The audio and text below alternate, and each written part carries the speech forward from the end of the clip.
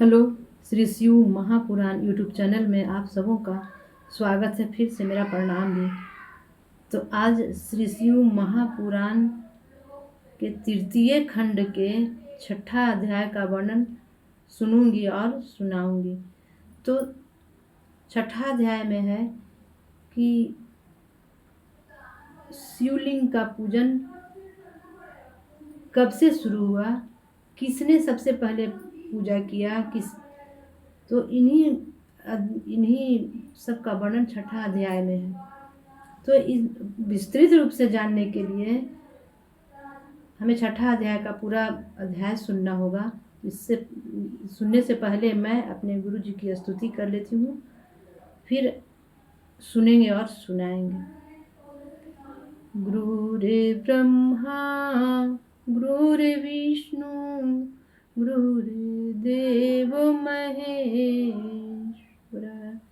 गुरुर्साक्षात् परब्रह्म तस्मै श्री गुरवे नमः। आइए सुनते हैं छठा अध्याय। छठा अध्याय बहुत ही खास है। ये जो अध्याय सुनता है और सुनाता है, पढ़ता है और सुनाता है, तो देखिए क्या इससे फायदा है। तो देखिए, सुनिए छठा अध्याय में। ब्रह्मा जी बोले, हे नारद, मेरी यह प्रार्थना सुनकर भगवान विष्णु ने कहा, हे ब्राह्मण, मैंने दृढ़ दृष्टि द्वारा इन उत्पातों का जो कारण जाना है उसे तुमसे कहता हूँ। आश्चर्य की बात तो है कि बुद्धिमान लोग भी पशुओं के समान मूर्ख बन बैठे हैं और उन्होंने निंदनीय कर्म कर डाला। तुम्हारे साथ जो ऋषि मुनि आए हैं, यह सब उन्हीं की मूर्खता का परिणाम है। इन्होंने अपनी स्त्रियों को काम के वशीभूत हो शिव जी के शरीर से लिपटे हुए देखकर अपने ब्रह्म तेज का प्रदर्शन किया, जिसके कारण शिव जी का लिंग पृथ्वी पर गिर पड़ा। जब से वह लिंग गिरा है तभी से यह सब उपद्रव उठ रहे हैं। अब हमको उचित है कि हम सब भगवान सदाशिव की शरण में चलें और उनसे क्रोध शांत कर लेने की प्रार्थना करें। हे ब्राह्मण, जब तक वे अपने लिंग को पुनः धारण नहीं कर लेते तब तक किसी को भी चैन नहीं मिलेगा। इतना ही नहीं, यदि इस कार्य को अधिक विलंब हुआ तो सर्वत्र प्रलय का दृश्य उपस्थित हो जाएगा। इतना कहकर विष्णु जी सबको साथ लेकर शिव जी के समीप के पास पहुँचे और अनेक प्रकार से स्तुति करते हुए इस प्रकार कहने लगे, हे प्रभु, आप हमारे ऊपर कृपा करके अपने लिंग को पुनः धारण करें। विष्णु जी की यह प्रार्थना सुनकर शिव जी ने अत्यंत लज्जित होकर कहा, हे विष्णु, इसमें इन मुनियों तथा देवताओं का कोई दोष नहीं। यह चरित्र तो हमने अपनी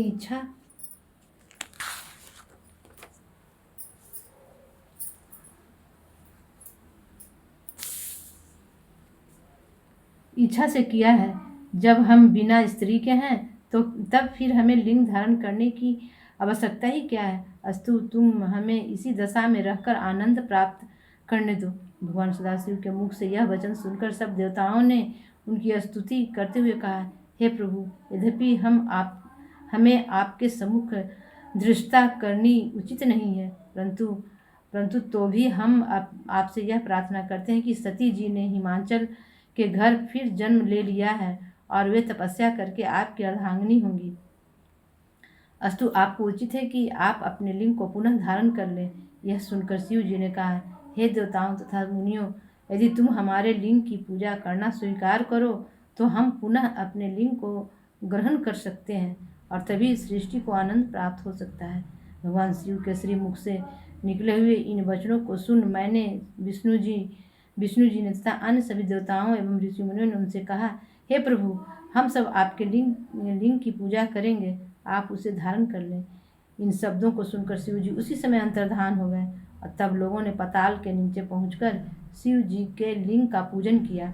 सर्वप्रथम विष्णु जी ने, तदुपरांत मैंने यानी ब्रह्मा जी ने, फिर इंद्र ने, इसी प्रकार कर्मानुसार सब देवताओं तथा ऋषि मुनियों ने शिवलिंग की पूजा की। उस पूजा में अनेक प्रकार के उत्सव हुए तथा आकाश से पुष्प वर्षा हुई। उस समय शिव जी ने अपने लिंग से प्रकट होकर हंसते हुए कहा, हे देवताओं तथा मुनियों, हम तुम्हारी पूजा से अत्यंत प्रसन्न हुए। अब तुम जो चाहो वह वर मांग लो। यह सुनकर हमने उनसे प्रार्थना की, हे प्रभु, आप तीनों लोगों को अभय दान देकर अपने लिंग को पुनः धारण कर लीजिए। तदुपरांत हम लोगों को यह वर दीजिए कि हम सब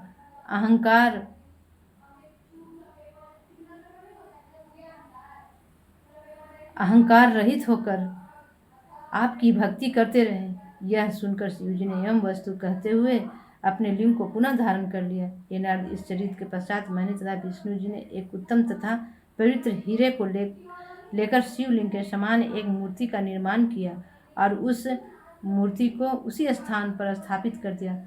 तदुपरांत मैंने सब लोगों को संबोधित करते हुए कहा, इस हिरकेश शिवलिंग का जो भी व्यक्ति पूजन करेगा उसे लोक तथा परलोक में अत्यंत आनंद प्राप्त होगा। उस शिवलिंग के अतिरिक्त हमने वहाँ और भी शिवलिंग स्थापना की। तदुपरांत हम सब शिव जी के उस लिंग स्वरूप ध्यान धरते हुए अपने अपने लोक को लौट आए। भगवान सदाशिव भी प्रसन्न होकर अपने स्थान को चले गए। वे भगवान त्रिशूलपाणी अपनी इच्छा अनुसार कभी मुनियों के पास बैठकर ज्ञान चर्चा करते तथा कभी पर्वत पर चढ़कर सती के वियोग को भुला देने की चेष्टा में संलग्न रहते थे। हे नारद, शिवलिंग के पूजन की इस कथा को जो प्राणी शिवलिंग पूजन की इस कथा को जो प्राणी मन लगाकर सुनता है वह सदैव प्रसन्न रहता है। जो लोग शिवलिंग की पूजा करते हैं वे अपने कुल सहित मुक्ति को प्राप्त करते हैं। आज की वाणी मैं अपने शिव गुरु के चरणों में विराम देती हूँ और आगे की कहानी जानने के लिए अगले एपिसोड में आपको 7वां अध्याय सुनूंगी और सुनाऊंगी।